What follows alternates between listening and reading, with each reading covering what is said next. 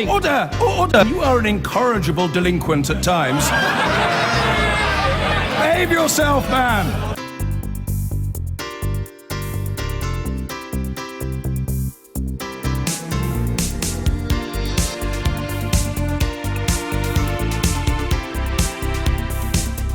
Now, representatives of 18 police forces have met prosecutors and the Electoral Commission today to discuss allegations of undeclared spending by the Conservative Party in a series of elections.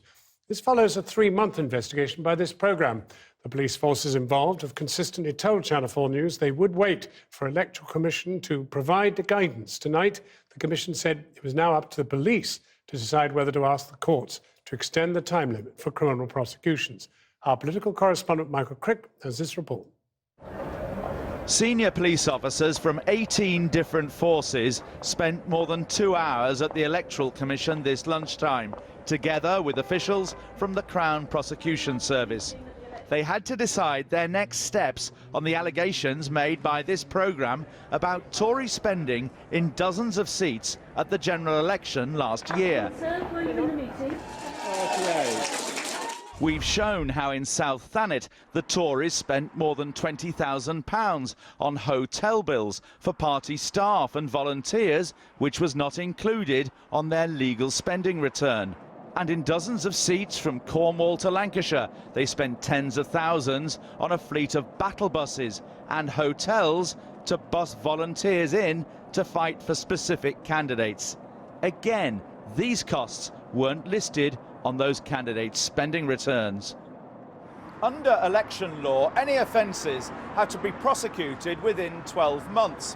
And after today's meeting, the National Police Chiefs Council said it's now up to local forces to consider whether they want to apply for time extensions. But today's meeting was quite strained, we understand, reflecting the different responsibilities.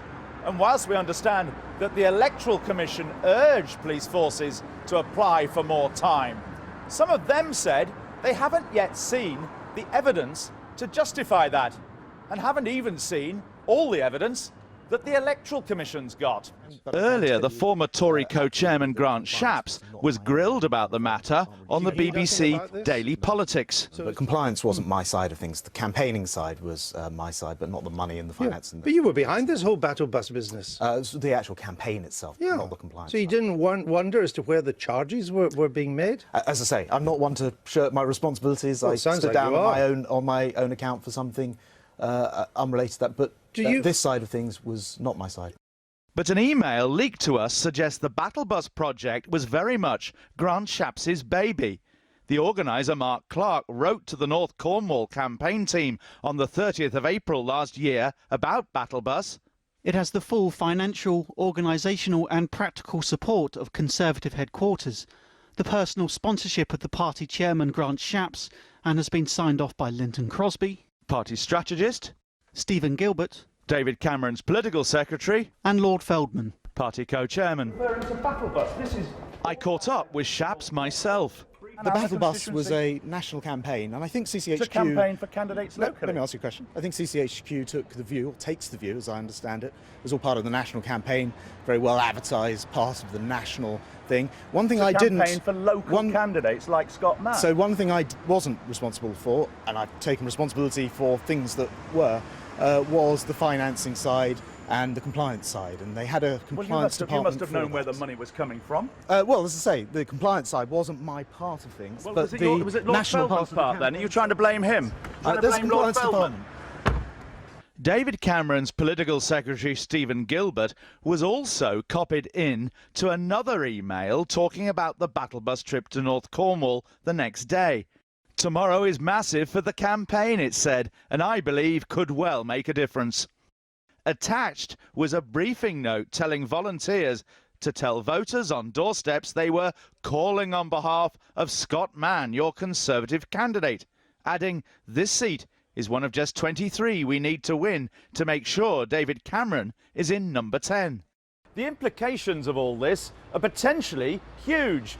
If police forces were to go to court to ask for more time to investigate, they'd almost certainly have to name individual candidates and their seats, and that could put dozens of Tory MPs in the frame. And if those MPs subsequently were prosecuted, convicted and disqualified, then the government could, in theory, lose its slim majority in the House of Commons. Michael Crick, Channel 4 News at the Electoral Commission. I've been getting